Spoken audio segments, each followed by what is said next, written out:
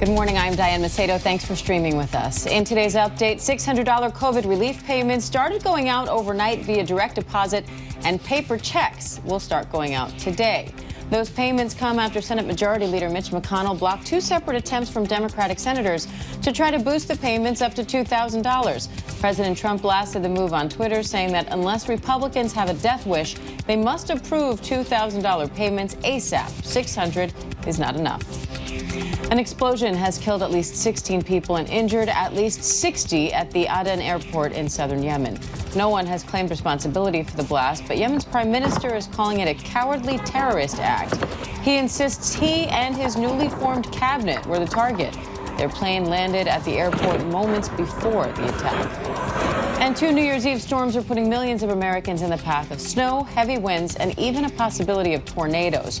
One storm brought heavy snow and ice through the Midwest, causing dangerous driving conditions and serious crashes on the roads. Another is expected to move through the South, causing heavy rain, flooding, and a chance of tornadoes in Alabama. Further north, expect more snow and ice through Saturday morning. The UK has approved another COVID-19 vaccine. The Oxford and AstraZeneca vaccine is less effective in trials than the Pfizer and Moderna vaccines, but it's also much less expensive and easier to store. Meanwhile, a new strain of the virus first found in the UK has now been detected in the U.S. ABC News medical contributor Dr. John Brownstein is here to break it all down for us. Dr. Brownstein, thanks for being here. What do we know about this other strain now confirmed in Colorado, and how worried should we be? Yeah. Hi, Diane. I mean, we spoke about this before the holidays, and our assumption was that it was already here. We know that in this country, we just have limited genomic surveillance. We do not sequence a huge portion of the cases that occur, so we just didn't know it was here. But for that small number, likely for every single case we detect, there's probably another 800 that went sort of undetected. So it's probably already spreading in communities across the country. The good news is that it doesn't really seem to change severity in terms of hospitalizations or severe disease or deaths. What we think is it doesn't actually even change symptoms from the data that we've been looking at.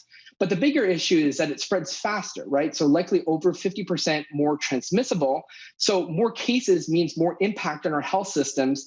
And as we just have so much virus spreading in the community, just this pushes the evolution of the virus, and we'll see more variants. And this is why it's, again, so important as we're finishing out this holiday period to be so focused on social distancing and mask wearing to limit the numbers of cases that keep building up. And this patient that we know of with this new strain in Colorado had no travel history. So is that yet another indication that this strain is here and already spreading?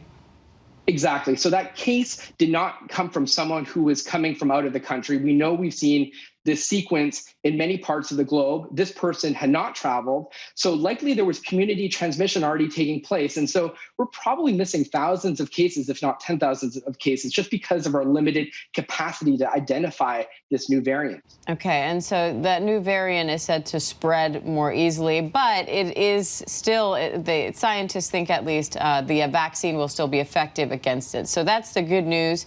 And more good news on top of that is that the UK just approved that Oxford and AstraZeneca vaccine today. What do we know about this vaccine compared to the Pfizer and Moderna vaccines? Right. So we always like good vaccine news, and this is more of it out of the UK. The AstraZeneca vaccine is about 70% effective, and they found 0 hospitalizations, severe disease in the vaccine arm. Safety data looks pretty good.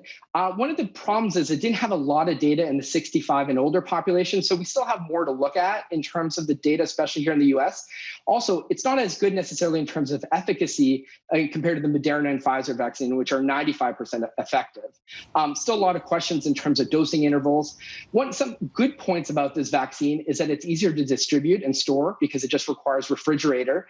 And AstraZeneca has agreed to sell this vaccine at cost, maybe about $3 to $4 a dose, which means that it could have global impact, right? We're looking at vaccines that could have impact across the globe, have equitable access. This is one of those vaccines. So in the US, though, there's still some active trials that are ongoing. If those work out and the data looks good, that will clearly give the U.S. a third option here. And we heard from James Longman, not only is the cost lower, but the company itself is trying to make sure that this vaccine doesn't only go to developed countries. What is not only the cost factor of the vaccine, the company's efforts to make sure this goes to developing countries, but also the temperature, the fact that they don't have to store it at these super cold temperatures? What does that do for the prospect of actually getting a vaccine of any kind throughout the world? Yeah, I mean, this is so important. As a public health person, you have to recognize that a pandemic is a global phenomenon. I mean, sometimes we forget this. If we can't control this virus across the globe, then we're just going to lose. And when you look at some of the initial allocations of the vaccine from Moderna and for Pfizer, you see that the wealthier nations had more access. And that just doesn't work in a global public health environment. And so AstraZeneca coming with a vaccine that really could be distributed at cost to so many nations means that we will actually have a real weapon in the fight against this virus. And we also know the UK is now adjusting their rollout plan for the vaccine. Instead of giving both doses to people who are receiving the vaccine, they're actually waiting longer and giving more people just one dose, for now at least. What do you think of that plan? Yeah, it's a very innovative plan. There's been a call from a number of scientists to push this sort of one dose, get it to as many people as possible rather than reserving those second doses. We've seen pretty good protection from that first dose, from 50 to 70%. A lot more data is needed. But if you think about it, if a first dose can limit, 30 to 40% of the cases, that can have a measurable impact on the pandemic. And so a number of countries are exploring this. UK is out now with that approach. Canada is now exploring it as well. I think we need more clinical trial data to fully understand it here in the US. But I think it makes sense if the idea is to get this vaccine out to as many people and get them the protection they need. It's an approach worth thinking about here. And if just that one dose can keep people from getting the COVID more seriously, keep them from having to be hospitalized, what does that do for our hospitals being overwhelmed? Exactly. So if you think about what we're trying to achieve is to keep hospitals from overcrowding, because as soon as they get overcrowded, this is when the bad things happen. People die unnecessarily. If that first dose can get people that protection from having severe disease, maybe they get a milder course of illness, that can bring us, get that flattening of the curve that we've always been talking about for months.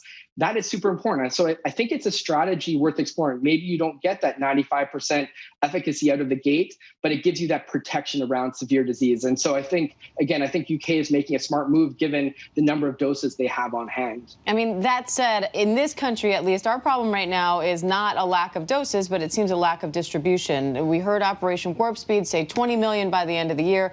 We are well below that number. Yeah. What should we expect from all of this? Yeah, it's super disappointing, right? We know that about 11 million doses have been sent around this country, but only just over 2 million have been administered. And we know we were aiming for that 20 million number of people vaccinated by the end of the year. There's, of course, no way that that's going to happen. That deadline is going to pass, and we'll probably get to 20 million in January. And so, at this pace, we'd get to 80% of the U.S. population in years, right? So there's just no way that we can achieve this with the current distribution of the vaccine. We want to be at 10 million vaccines delivered every week. I think we can get there. There's work to be done, right? Developing new vaccination clinics, mobile operations to get vaccines out to vulnerable populations. There are strategies, but it starts with giving funding to state and local public health, which are charged with administering this vaccine across their populations. They are spread so thin with just dealing with this pandemic.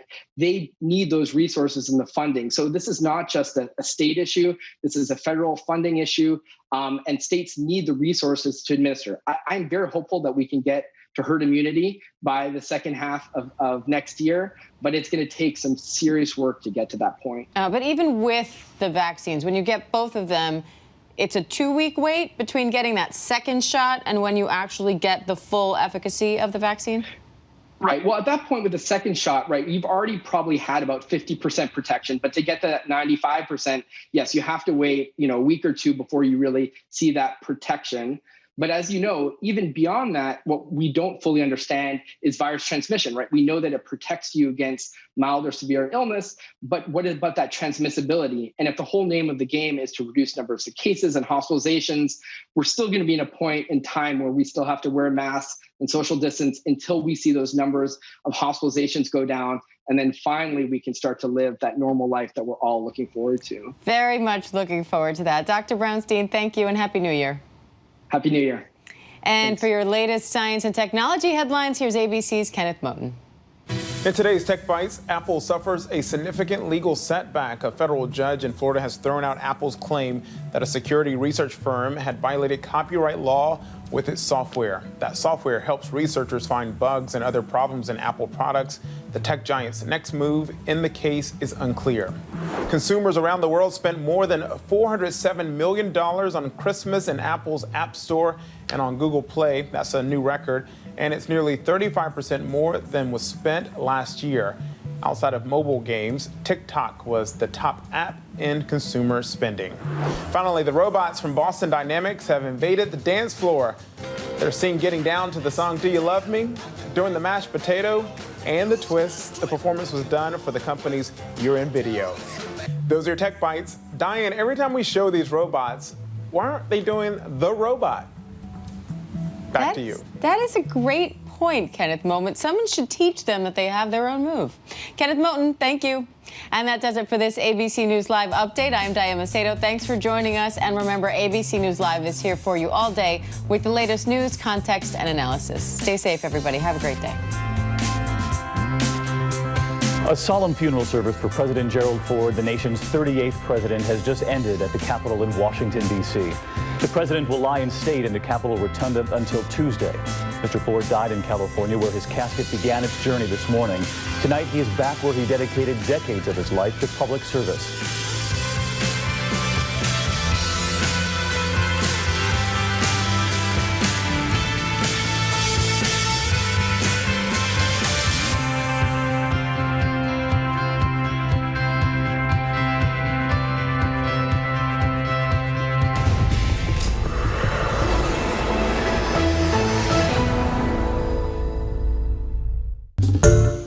Hi everyone, George Stephanopoulos here. Thanks for checking out the ABC News YouTube channel. If you'd like to get more videos, show highlights, and watch live event coverage, click on the right over here to subscribe to our channel, and don't forget to download the ABC News app for breaking news alerts. Thanks for watching.